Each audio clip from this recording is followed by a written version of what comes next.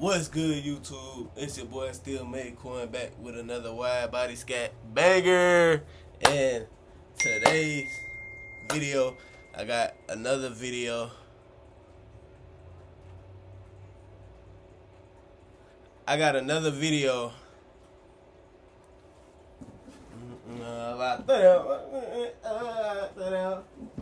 That's not enough. I got this video today.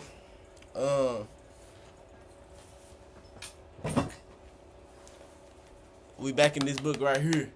I'm gonna give y'all 2 and 1 because we missed the second and the third. So I'm gonna give y'all 3 and 1 really, because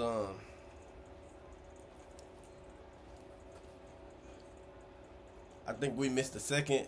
No, okay, we good then. The third and the fourth, and today's the fourth. So for December the 3rd, do not be surprised by the fiery attacks on your mind. When you okay, let me explain that. Do you know? Let's say life, when you're not close to God, life is kind of, I won't say easy, but it's kind of you just gliding through, and you don't really think much. You don't really think much of any situation because you really just gliding through everything. I ain't gonna say it's coming to you, but everything kind of placed it how it's meant to be placed. But let's say as soon as you start trying to take God seriously and get closer to God, that's when everything bad starts pouring down on you. And what I'm learning is, following God isn't about relationship. It isn't about what you do. It isn't about how busy you are. It's about faith and faith alone. Faith and trust. It's about faith and trust alone. And so basically what this means is don't be surprised when people start testing your faith or anything like animals or weather or anything test your faith. Don't be surprised when situations come to try to bring you down once you start, getting closer to God or whoever you believe in. Me personally, I believe in God. I believe in Yeshua. I believe in a lot of people. Okay? But I do believe that there's only one true God. And he's the same God from the very beginning. That's what I believe. And it says, when you struggle to find me and to live in my peace, when you struggle to find God and live in his peace, don't let discouragement set in. The reason be is when you start, let's say it's a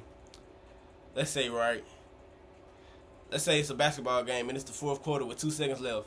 Score is 143 to 144. Your team got the ball, but you already said that they lost because you don't believe in your team. But whole time y'all star player hit a game winning 3 and y'all won the game.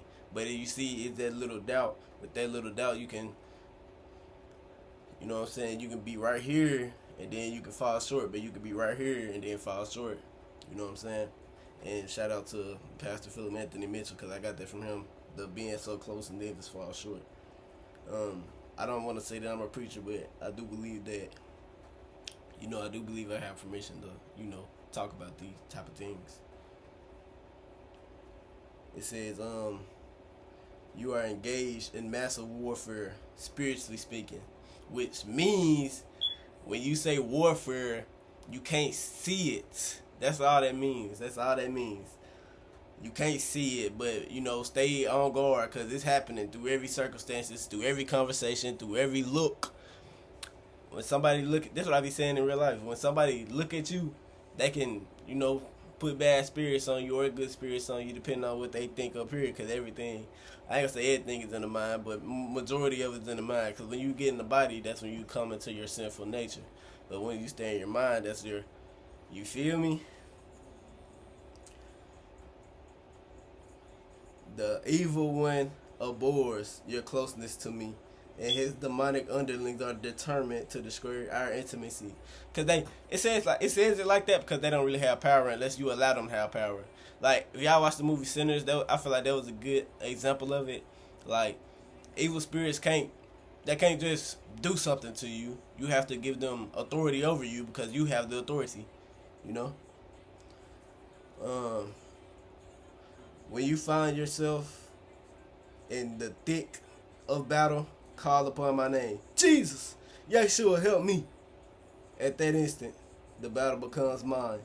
Your role is simply to trust me as I fight for you. So, I seen a video one time. There was this guy saying that Jesus was a demon. First of all, that was a test, and you if you know who you say you know, then you should be able to, have faith in, you know what I'm saying, the one you call Jesus Christ, and you should know that, he's not evil or bad at all, and he's not a trick. All right. So at that instant, oh, and I be seeing a lot of people talk about the Bible is the God of the Bible is Satan. That's not true. The Bible is definitely real. Definitely real. Just keep that in mind. Alright. At that instant, the battle becomes mine. Your role is simply to trace me as I fight for you. Okay. My name, properly used, has unlimited power to bless and protect. Meaning, because I seen something yesterday, or this morning, it was like, you did all these things in my name, you workers of iniquity, I never knew you. So I say use it properly.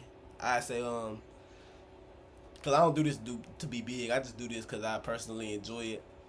But though I say I'm not a preacher or none at all, I just believe I have permission to talk about this. And I would like to say, yeah, when you use Jesus' name or God's name, make sure you're not doing it for like profanity or idolatry. Like, don't do it for sex, don't do it for personal gains, don't do it for treasures. Do it out of obedience to your commandments. You know what I'm saying? This is another thing I'm learning. When you following God, it's not about what you doing. It's about how you doing it with God and through the power of the Son. You know what I'm saying? That's what I've been learning. At the end of time, every knee will bow in heaven, on earth, and under the earth when my name is proclaimed. People who have used Jesus as a shoddy swear word will fall down in terror on that awesome day. Okay, yeah. I believe it says awesome day because we know where we're going. You know what I'm saying? We know that we get, all our true inheritance, in the kingdom of heaven. And I believe it says, like, if you have been, going against Jesus or Yeshua or God or whoever you believe in, you have disrespected the name so many times, that you gonna start believing that you don't have a path to heaven. You know what I'm saying? You gonna believe that you don't have a path to heaven, so you gonna triple in terror because all you thinking is hell is real, and now you finna spend your time there when that whole time you didn't think it was real and you thought you were gonna be on earth forever. You know what I'm saying? But that's not the case at all. Heaven and hell is definitely real, and the government don't control it. It's a simulation, but it's not a simulation. You know what I'm saying? The government can't control that type of stuff. You feel me? So I say but all those who have drawn near me through trustingly uttering my name will be filled inexpressible and glorious joy. This is your great hope as you await my return. It's Ephesians chapter 6 verse 12, Philippians chapter 2 verses 9 and 10, and 1 Peter chapters 1 verses 8 and 9. And I want to touch on something here.